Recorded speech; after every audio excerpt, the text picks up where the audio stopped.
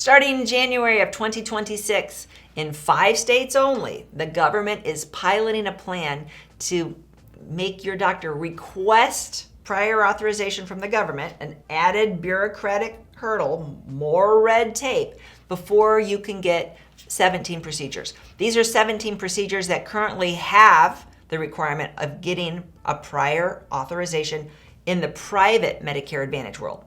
And this is something that people always complain about in the private Medicare Advantage world. Prior authorization means my doctor says that I need, let's say I need a pacemaker, which is on the list. I can't just go schedule a pacemaker for next week. My doctor has to request the insurance company to approve the pacemaker. They can say nah. As it stands right now, they can just say nah. Don't have to tell me a reason why. Then my doctor has to appeal, go through that process. And they could still say no.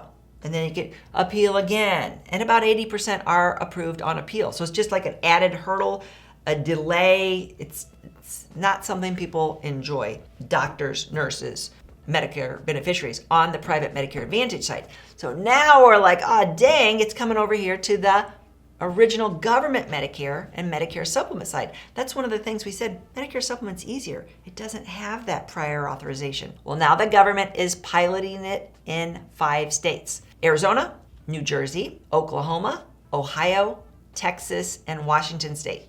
So just those 5 states. I had somebody right away this morning say, I'm in Washington.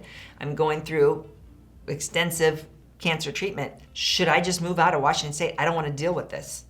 And my life is on the line if there's unnecessary delays. It's only for 17 procedures. So for this client, I said, you're not going to be impacted with your treatment. Don't worry about it right now. So the 17 procedures are things that original Medicare already had as prior authorization that most people didn't know. Things that could be medically necessary, but also could be just for cosmetic reasons. Upper eye lift. An upper eye lift could be because your eye is sagging and obscuring your vision. I think it's about 15%. If it's obscuring 15%, your ophthalmologist prescribes it, Medicare will pay for the eye lift. But let's say it's only obscuring at about 7%. Okay, Medicare won't pay for it. So what if your ophthalmologist fudges that, right? So that's why something that could be cosmetic or it could be medically necessary is going on this list. So upper eye lift, nose job, rhinoplasty. It could be because your septum is deviated and you're having trouble breathing, in which case Medicare will pay for it. It could be because your doctor's trying to get you a free nose job. Panulectomy, when they cut off your excess skin because you've lost a lot of weight because of the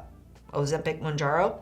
Sometimes that's medically necessary, in which case Medicare pays for it. But if it's purely cosmetic, Medicare never pays for purely cosmetic things. Varicose veins, the same way. My mom got varicose vein treatment, medically necessary. Mine wasn't that bad. It was just unsightly. So I got mine out. I had to pay for it because it wasn't medically necessary. It was purely cosmetic. So you can see if your doctor's always fudging these purely cosmetic things, Medicare doesn't want to pay for it. So there's other things, a pacemaker, a defibrillator, deep stem brain stimulation for Parkinson's, skin for wound care, epidural for pain. So there's 17, only 17. And it's the 17 that are most likely to be abused.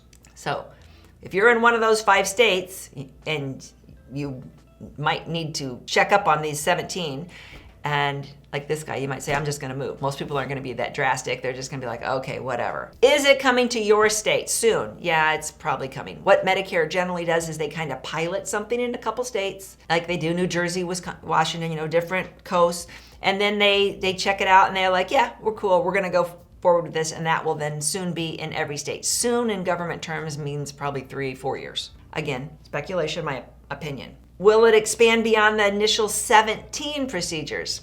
Again, my opinion, but the answer is yes. From being in this business for 30 years, yeah, they will. If it shows to save them money, they will expand it. So isn't that an extra hurdle that none of us want to see in original government Medicare and a Medicare supplement? Yeah, we don't. Everybody likes the streamlined simplicity of working with a Medicare supplement. But if it's going to be the same here or here, it just reduces your choices why you would go here or here. There's still a lot of great reasons why you would choose a Medicare supplement over Medicare Advantage. That's just one bureaucratic hurdle. But you're right, it is adding to the mess on this side of the fence as well. So how about a gold card? What does that mean? Your doctor can get a gold card from the government that says, hey, Dr. Sylvia, you never prescribe wasteful, useless, redundant surgeries, so we're not going to make you go through the procedure, which can be lengthy. It's a delay to get prior authorization. So you want a doctor with a gold card. United Healthcare piloted this a few years ago on the Medicare Advantage side. United Healthcare being the largest Medicare Advantage provider. They have doctors that have gotten a gold card so that they can bypass the lengthy prior authorization procedures, because based on all their records, they never do stuff that's wasteful. So my question as somebody that wants a doctor with a gold card is, how do I find this out?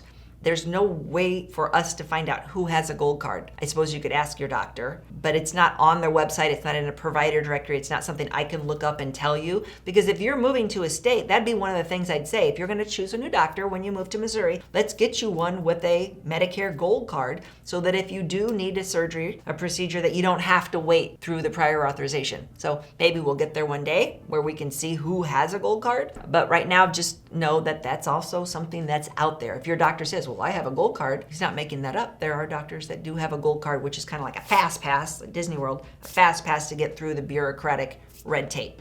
So if you want to know the other procedures in those 5 states that will require this extra level of bureaucratic red tape, I mentioned skin substitutes for wound treatment, deep brain stimulation for Parkinson's, impotence treatment, penile prosthesis, arthroscopy for knee osteoarthritis. Now that is a big one. That is a very common procedure, and that's going to slow that down.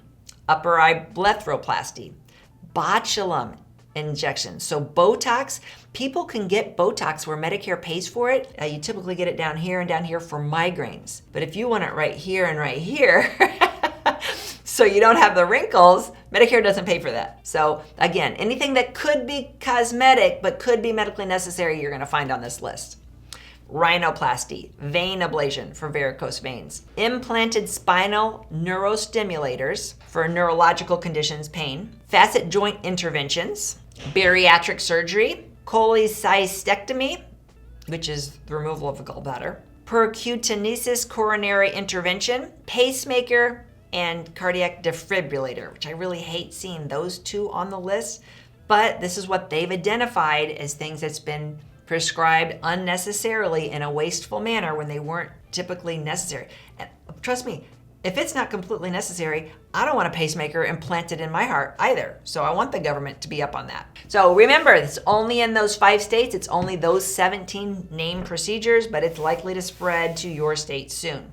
So the reason they're doing this is because Medicare, the government, has determined that 25% of all healthcare spending, 25%, is wasteful, is wasteful, useless.